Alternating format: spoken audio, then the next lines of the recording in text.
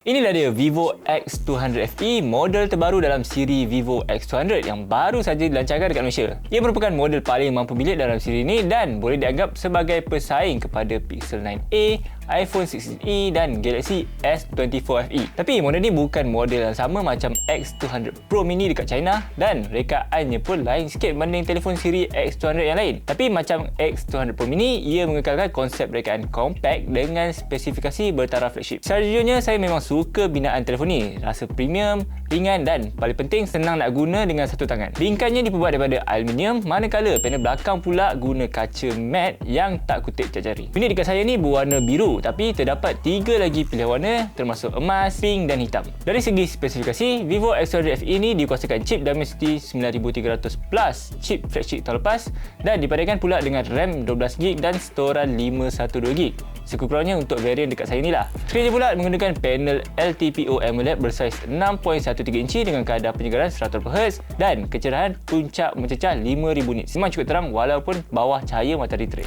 Macam telefon seri X200 yang lain, sistem kamera model FE ini juga tampil dengan penjenamaan Zeiss. Ia dilengkapi dengan 3 kamera belakang iaitu kamera utama 50MP, kamera telefoto periskop 50MP dan kamera ultra lebar 8MP. Kamera depan pula guna sensor 50MP. Saya sempat ambil beberapa gambar dan hasilnya memang cukup nice. Warna nampak vibrant, image tajam dan zoom optical 3 kali pun masih jelas.